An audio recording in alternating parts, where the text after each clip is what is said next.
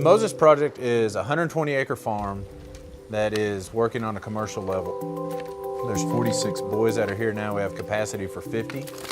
We've kept true to the original intent of the project of providing agricultural training. We do that through tilapia farming. We do that through growing of coffee, which is the main export of this country. It's the main source of income for people. We're also putting in a broiler chicken operation. These are all things the boys can learn. They work in it on a large commercial scale here, but it's also scalable where they can go back home. Some of these boys may be entrepreneurs and have their own farm, or some of these boys may learn this trade and be able to sustain their own family. When we got into this Moses Project, we realized this thing has to be self-sustaining. It has to be a farm that produces income to sustain itself, and if God blesses it, throw off additional cash so that we can do more ministry. We can be in more schools with the sale. We can do more boot camps. We can do more Cresco satellite schools, all in an effort of making disciples and planting churches.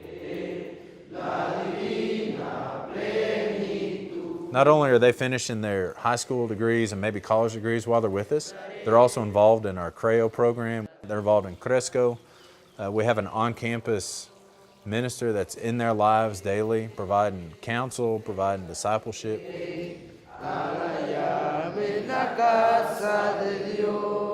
Not only are we training these boys to be business people, but we're training them in kingdom business, be able to go out and get fired up for Christ, be trained, and go out and plant churches and disciple others.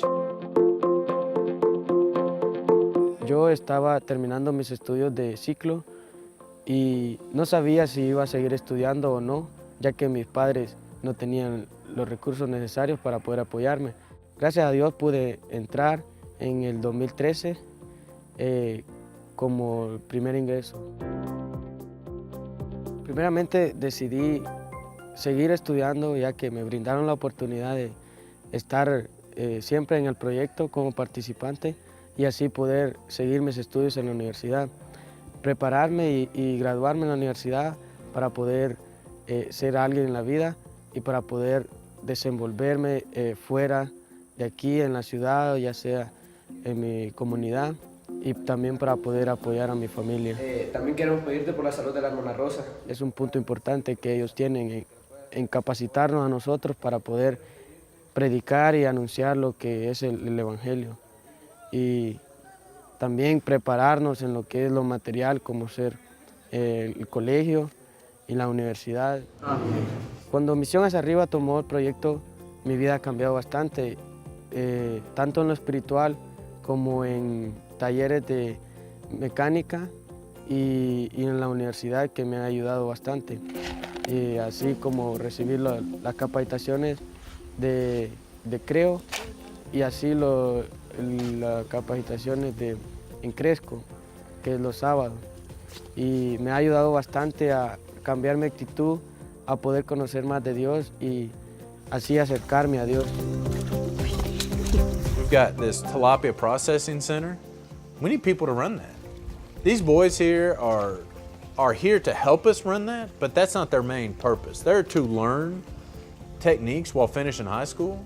So if we've got a tilapia processing business and we can use that to bless families, and through them being around us, disciple them and bring them into God's family, that's what we're here for. It's the John 10:10 generation. That's a double meaning for us. John 10:10 is where Jesus says, I have come that you can have life and have it to the fullest.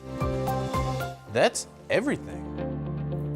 But it's also 1,010. That's our vision for churches to be planted in this part of the country. You have to have leaders to plant those churches. You have to have people to plant those churches.